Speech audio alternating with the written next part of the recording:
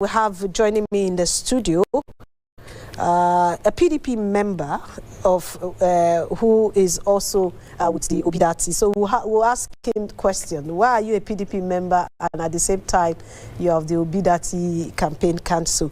I have Ogbeide Ifaluyi-isibor. Thank you so much and welcome. Thank you for having me. Yeah, let me start with the question I actually wanted to ask. A PDP member, yes, but when I saw a PDP chieftain, and you are also in the Ogbeide IFALUyi campaign council, isn't it? Because I read somewhere that you were appointed as a member of the campaign council. So how do we look at this whole thing? Because from the title they gave me, that you're a Director of Mobilization, Nigerian Diaspora Youth Coalition. So how do you look at marry the two? Are you still a member of the PDP? Yes. First of all, thank you for having me here, and Happy New Year to you. Thank you too. Yeah, to your question, I am a member of the PDP. I've been a member since 1999. I have participated very actively in all previous elections, and I still am participating still in this election.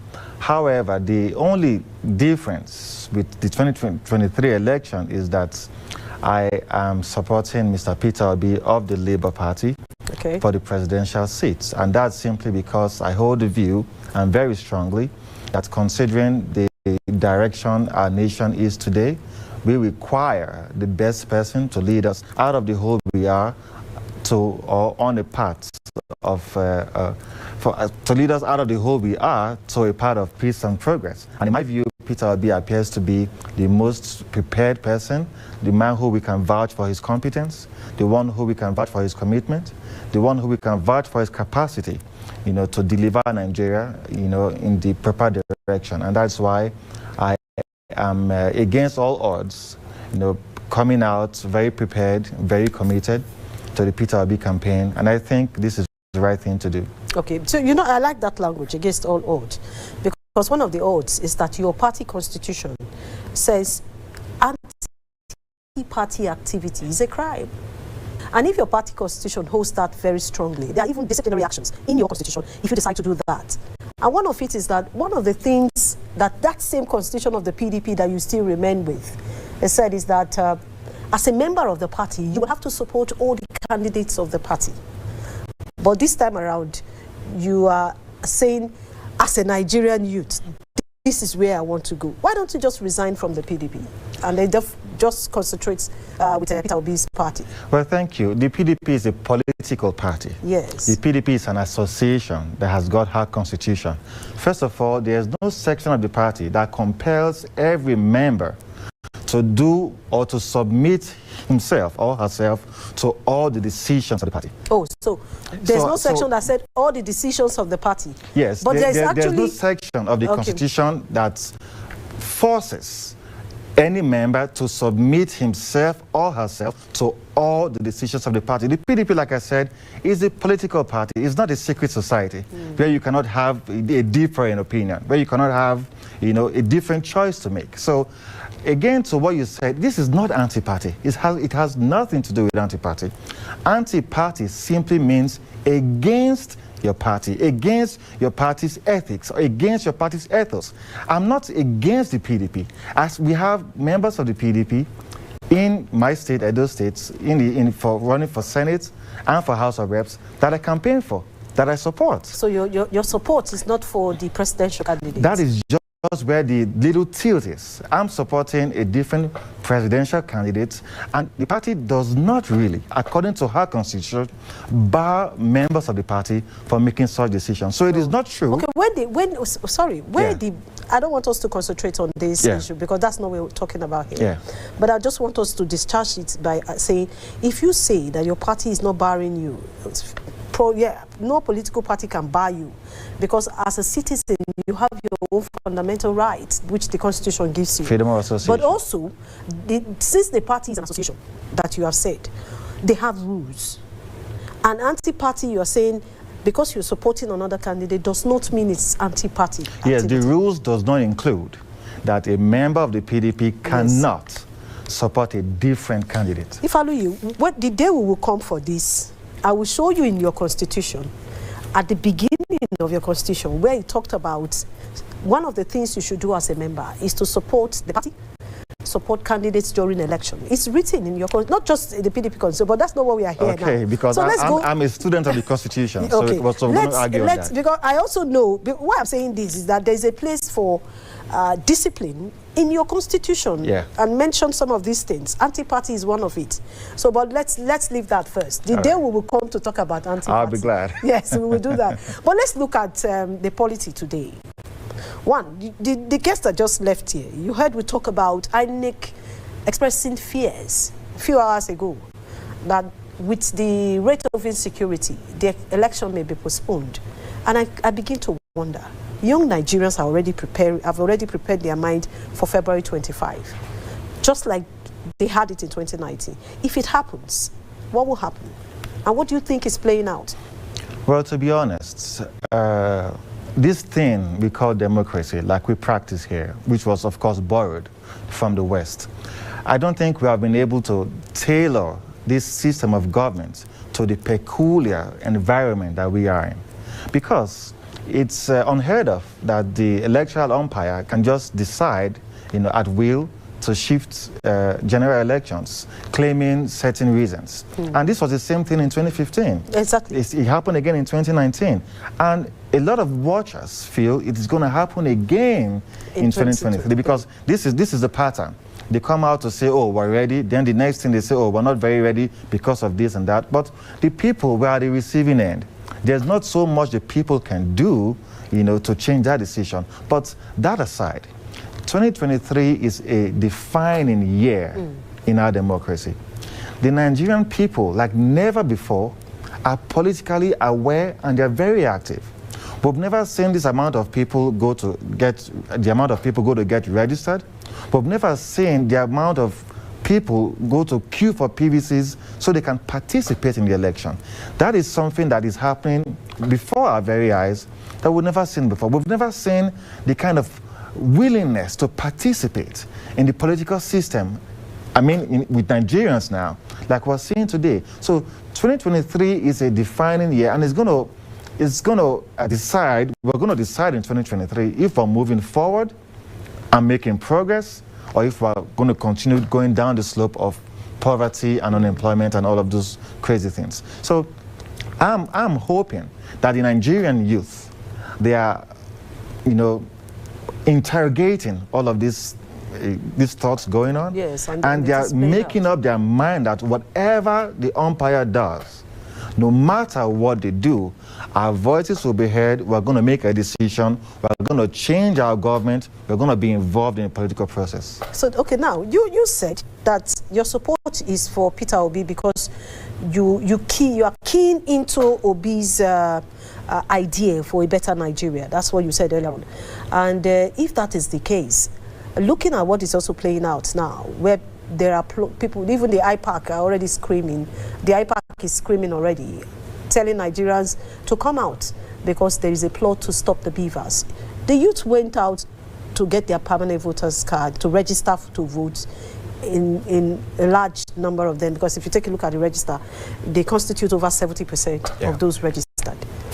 But if tomorrow, these plots that people are already shouting, plot, and we come to see it, what would happen to the youth whose mind are already made up? The elections are becoming clear, so we can vote. Well, the young people, not just the young people now, Nigerians are prepared for 2023. And no matter the diabolical machinations of our oppressors, they're not going to steal 2023 from us. You see, the quality of life that we live is dependent on the quality of the society that we live in. And the quality of the society that we live in is dependent on the quality of leaders that we have. A society cannot progress beyond the capacity of her leaders. And a people cannot progress beyond the opportunities available in that society. And our inability to select and elect leaders has been the reason why we have continuously beat below our political weight, beat below our social weight. That is why we have remained in political and economic diapers, for decades. And today in Nigeria, the Nigerian people have been reawakened. There's been a regenerational consciousness that Peter Obi has engineered in the hearts of the Nigerian people. What he has done is that he has given us hope. Hope that many of us did not have before, that Nigeria can get better.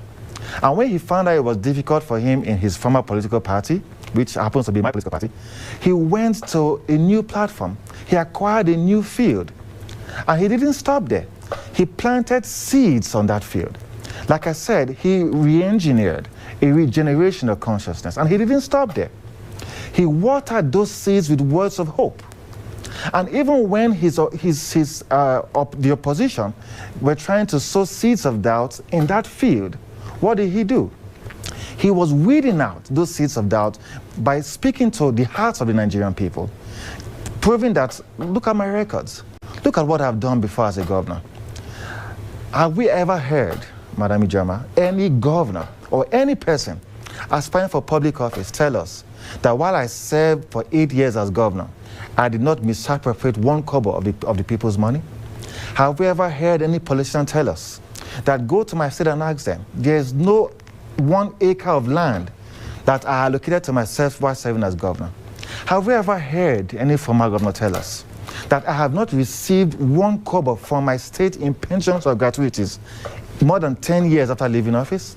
Have we ever heard any governor, apart from the late Yaradua, leave an inheritance for his people in billions of naira? This is the very first time we are listening to a man tell that to us. And but you said apart from Yaradua. So it may not be the first time. Yaradua is no longer alive. So this is the only man alive who's telling us that. And apart from that, he's telling us that don't vote for me because of where I come from. Don't vote for me because of the faith that I profess. Vote for me because you can trust me. Okay. Vote for me because I have compassion in the country. That is why you see, a lot of active politicians in the APC, in the PDP, come out to say, while we have our own candidates, we are seeing a man who has the capacity to tilt us in a different direction. That is why we can see Nigerians like never before, very active this time around, because we're seeing a ray of hope, and that's where we're facing. Okay. Now, you have expressed your own part of the story, and I've decided to say, yes, this is the character of the man that I've said I am going to vote for. But you know your vote is one. Yes. Now, let's look at Peter Obi and the politics that is playing out in Nigeria, like the former guests called it the politics of the cabals. You think this man can break the ceilings and then come out victorious in the next election with what is playing out now? Okay, thank you. There's no cabal that is stronger than the people. In every democracy, the people hold the power. And the people must determine who leads them. The people must select from amongst themselves somebody who they trust and who will lead them. I do not think 2023 is like every other year we've had, every other election cycle that we've had. Nigerians are pulling in one direction this time. There is a sense in which we are consecrating ourselves. There's a sense in which we are immunizing ourselves. We're not listening to all the former permutations we've always had about elections.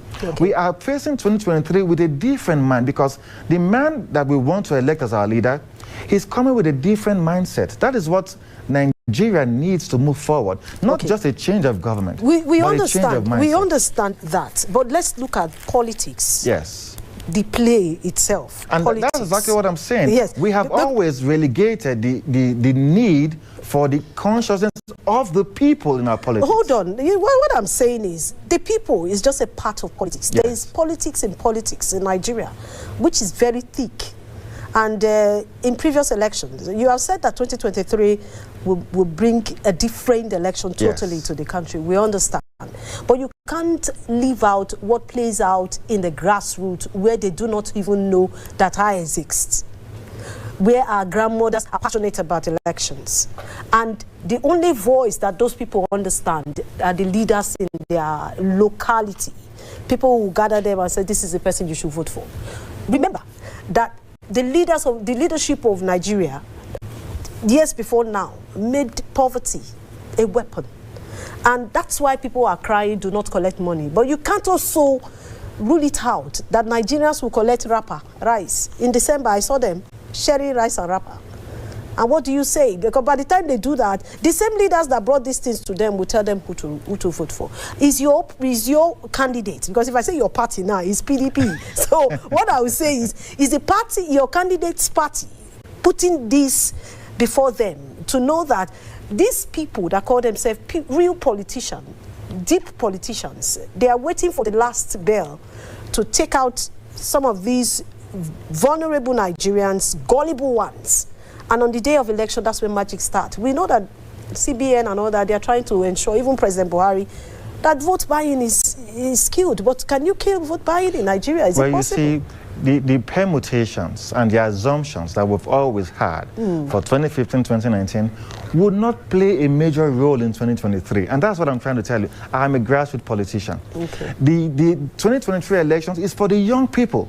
Like you just said, over 70% of those who just registered are young people. Are you telling them to go collect their cards? Yes, we are doing that. And these are people who are ready for their future. Okay. So it's not about, people will give you money in exchange for your votes. What did we see in Edo in 2020? People brought out monies to buy the votes. But what did the people do? Some rejected the monies. Some pursued those who were giving them the monies and beat them up and returned the monies to the police. Some collected and voted for their own and voted for their conscience. So there is a plan by the Nigerian people to take the future in their hands and decide who will lead them.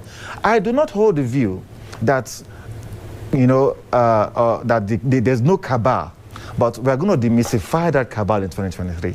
Nigerians are aware. And it's happening already across Africa. We saw that happen in Malawi, where young people pulled together. We saw it happen in Kenya. We saw it happen in Angola. It happened in Zambia. It's our turn. Africa is waiting for us. And we are resolute on this matter. We have decided we are going to elect our leaders this time. And all the evil and diabolical machinations, as I will say, will not play out this time. All right. The people are awake this time, and we're going straight forward to the campaigns on the 25th. We want to make Peter Obi our president. Thank you so much. Ogbeide Ifaluyi-isibor is a PDP chieftain, the director of Mobilization Nigerian Diaspora Youth Coalition, and is a strong believer and supporter of the Obidati ticket. Ifaluyi, you say you're a grassroots politician. Yes, I am. But we see that you are in charge of diaspora youth. That means you don't even stay in Nigeria. No, that's not true.